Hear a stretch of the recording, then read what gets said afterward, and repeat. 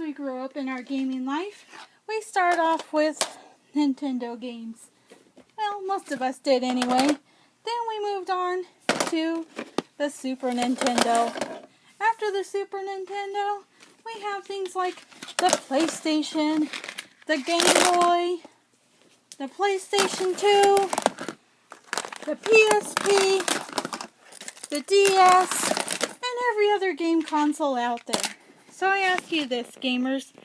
When it comes to your gaming life, how do you even begin to pick your favorites, let alone your top 25 favorites? Well, that's what we're going to do this month. As I'm going to take you on a journey, and you'll be able to discover my top 25 video games. Well, I should say my top 25 most memorable video games of all time, and why. It's time to get sucker punched, guys. We're on to day 12, and you may recognize some of these characters, you might not. Depends on how well you know old PlayStation 2 games. But I think everybody should know who this wonderful raccoon is. Oh yeah, Sly Cooper. Now, I gotta be fair though. I wasn't like...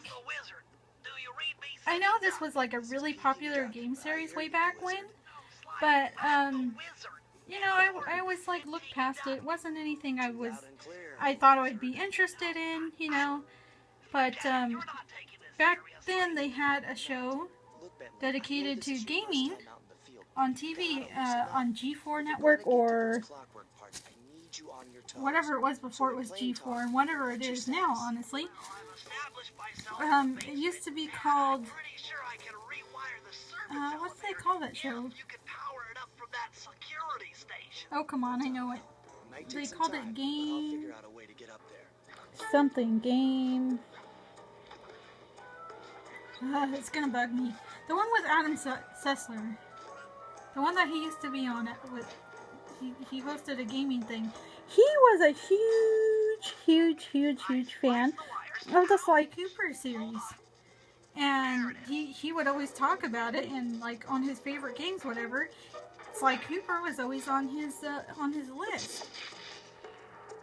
And you know, most people's gaming, like their favorite games that they like are usually different from mine, but after he kept talking about it, like probably during a good year, you know, I used to watch the show, so during a good year, and him talking about it, I said, you know what, if he likes it, he seems pretty reasonable in his gaming, like, likes and dislikes for the most part, maybe I should just give it a chance. Maybe it's not so bad. And especially with how, like, I don't know, these type of games kind of don't really appeal to me so much, but holy crud, do I love Sly Cooper. There's a lot of things that I like. Now, I'm specifically showing the second game here because that one is my favorite out of the three. There's 3 games in this series. There's the first Sly Cooper and the Thievius Raccoonus, Sly 2 Band of Thieves, and Sly 3 Honor Among Thieves. You basically are a thief. That's who you are. You're a raccoon, but you're trying to like protect the legacy of your Cooper clan because lots of bad guys. It's kind of funny that you're a thief, but you're trying to help. I mean, you're trying to stop all the bad guys because they're like worse than you, I guess. But you do steal from them. You get money from them. You steal artifacts from them. You steal keys from them. You keep them from doing stuff that they shouldn't be doing. And you just go on your own little adventure. Now, the reason why I like these games so much, and it's probably going to be odd to most of you, but you get items that you can use, like a smoke bomb, or like a parachute. You get all these sort of little nifty